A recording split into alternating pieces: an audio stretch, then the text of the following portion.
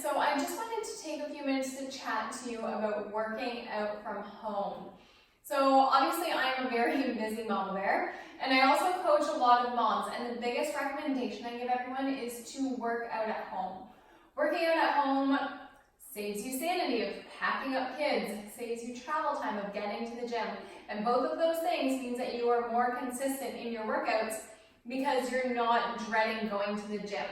I would personally love to work out without kids. I do love my girls, but it's not really a zone out workout. But the thing is, it would be insane. I would never be able to schedule time to make it to the gym.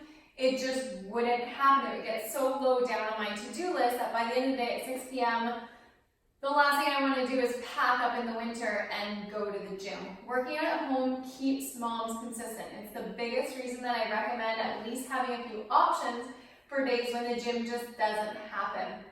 And consistency, as I'm sure you know by now, also is what gives you results. So staying consistent is what gives you the results. In order to stay consistent, you have to actually work out, and the easiest way to do it is at home. Now, the biggest myth is that you need a bunch of equipment. You have to invest a ton of money in order to get a good workout at home. I will be the first to tell you that A, I'm a spoiled brat. I have a really good gym setup, but it's because I'm a strength coach in real life. I also will be the first to tell you that I worked out for years with just TRX suspension straps and resistance bands before I added a kettlebell. And then I rocked that for another couple of years. You really don't need a fancy setup to get a good workout.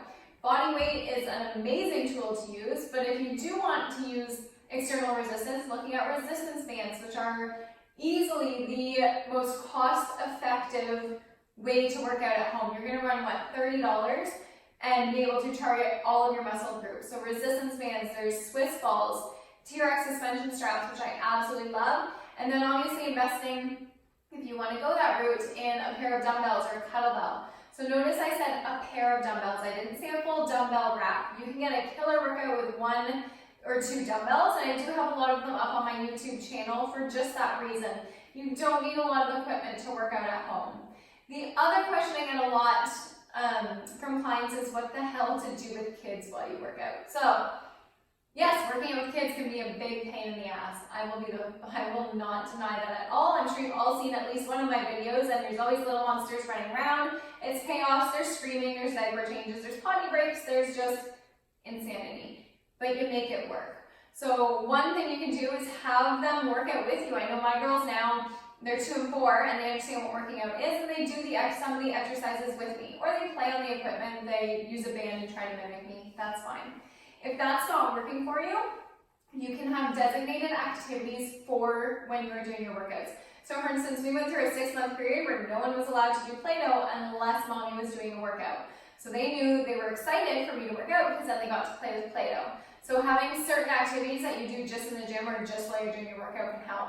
The other thing is screen time. Yep, I'm the mom that said it. Sometimes the 20 minutes that they're going to watch TV for you to get a workout just saves everyone's sanity. They want to watch it, you want to get a workout, it just works. I'm not saying use that all the time, but I'm also not opposed to turning on a TV if I need time to stay sane. If that's what's going to make me more productive, I am all for it. So when you look at at-home workouts, the other thing I wanted to touch on was what the hell to do.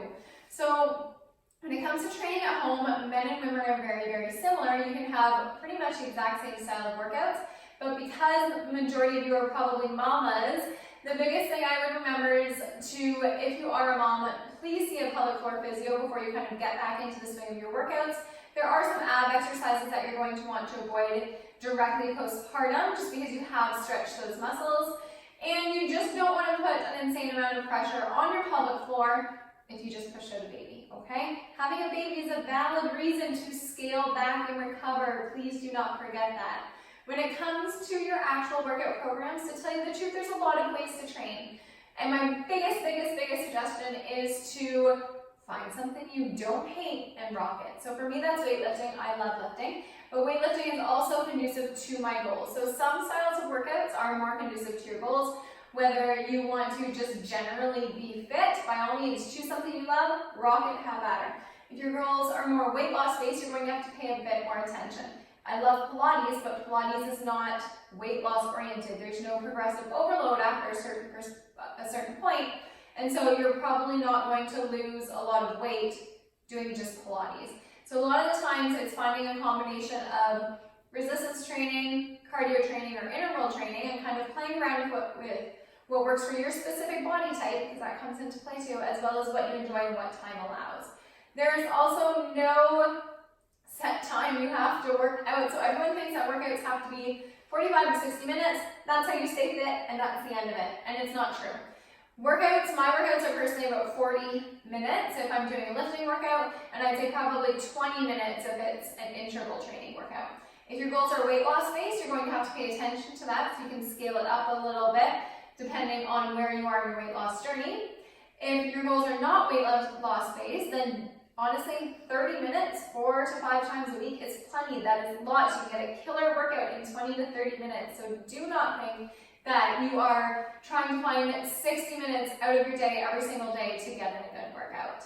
The last thing I wanted to touch on was body weight training. So the best way to start out when you are working out from home is using your body weight against you. Yes, you can take that all the way up to calisthenics and do a lot more intense things, but even just getting the basics, learning how to do split squats and proper push-ups and glute bridges and squats, all of those come into play. And you can still make a lot of those exercises very, very progressive. So learn your basic, learn to lunge and push and pull and hinge and squat, and then progress them. You can focus on the eccentric, the slow part of the movement. You can add pause reps. You can go unilateral and use single limb. So there's no one way to train using your body weight, but body weight training is a great way to get you started if you're not quite ready to add any resistance bands or suspension straps or weighted equipment. So I think that about sums it up. What I really just want to impress is that working out at home kicks butt, literally. It is honestly the best way for moms to stay fit and stay sane at the same time. And both of those things require consistency. And working out at home is what's going to keep you consistent, because it makes your life easier. So hopefully I convinced you to work out at home. If you have any questions, just shoot them over to me, and if not, we'll chat soon.